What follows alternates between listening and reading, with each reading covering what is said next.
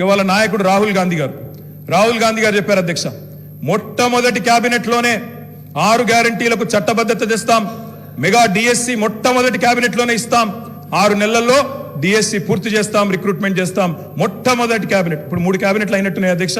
మరి మొదటి కేబినెట్ ఎడవైందో, 6 గ్యారంటీలకు చట్టబద్ధత ఎడవైందో చెప్పాలి అధ్యక్ష.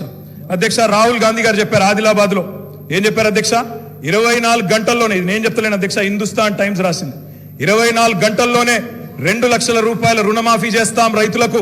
ఇది రాహుల్ గాంధీ గారు చెప్పిన మాట. నిలబెట్టాలని చెప్పి నేను కోరుతా ఉన్నా.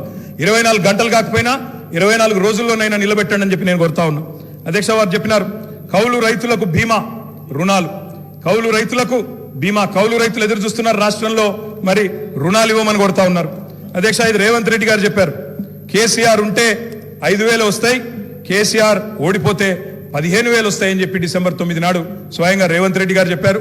ముఖ్యమంత్రి పదవిలో కూర్చున్నారు. మరి వారు డిసెంబర్ 9 దాటిపోయినట్టుంది, ఈ రోజు డిసెంబర్ 16 అనుకుంటా.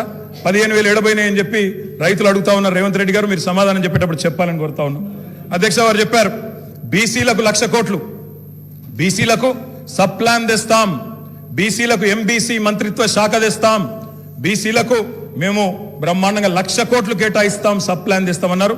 నిలబెట్టుకోండి, వెల్కమ్ చెప్తాం, తప్పకుండా స్వాగతిస్తాం. మోస్ట్ బ్యాక్వర్డ్ క్లాసెస్ కి స్పెషల్ మినిస్ట్రీ పెడతామన్నారు అధ్యక్ష. బీసీ డిక్లరేషన్ లో మోస్ట్ బ్యాక్వర్డ్ క్లాసెస్ కి స్పెషల్ మినిస్ట్రీ అన్నారు. ఇప్పటిదాకా కదలికున్నట్టు లేదు. వారికి నేను గుర్తు చేస్తా ఉన్నా, రాష్ట్రంలోని బలహీన వర్గాలు చూస్తా ఉన్నారు, సమాధానం చెప్పేటప్పుడు చెప్పాలని చెప్పి నేను కోరుతా ఉన్నా. మైనారిటీలకు sub plan, minority sub plan అన్నారు. బడ్జెట్ సెషన్ లో నన్న తెండి, తప్పకుండా మైనారిటీలకు బీసీలకు సబ్ ప్లాన్ తేవాలా, తేకపోతే తప్పకుండా ప్రధాన ప్రతిపక్షంగా మైనారిటీల తరపున బీసీల తరపున గొంతు విప్పుతామని చెప్పి కూడా నేను తెలియజేస్తా ఉన్నా అధ్యక్ష. ఆటో డ్రైవర్లకు నెలకు 1,200 ఇస్తాం, బోర్డు పెడతామని చెప్పి రాహుల్ గాంధీ గారు చెప్పారు. తప్పకుండా నిలబెట్టాలా. 7 లక్షల మంది ఆటో డ్రైవర్లకు ఇస్తామన్నారు, నిలబెట్టుకోవాలని చెప్పి నేను కోరుతా ఉన్నా. రాష్ట్రంలోని తమ్ముళ్ళు ఎదురు చూస్తా ఉన్నారు. మొదటి కేబినెట్ లో మెగా డిఎస్సి అన్నారు, అతి లేదు గతి లేదు. అదేవిధంగా జాబ్ క్యాలెండర్ అన్నారు, టీఎస్పీఎస్సీ ప్రక్షాళన అన్నారు. మరి దాని మీద కూడా తప్పకుండా చెప్పాలా అధ్యక్ష.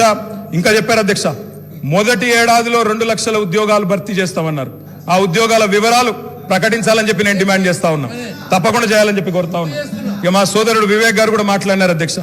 మా వివేక్ అన్న కూడా చెప్పిండు 40,000 ఉద్యోగాలు ఇస్తా చెన్నూరులో అని చెప్పిండు అధ్యక్ష.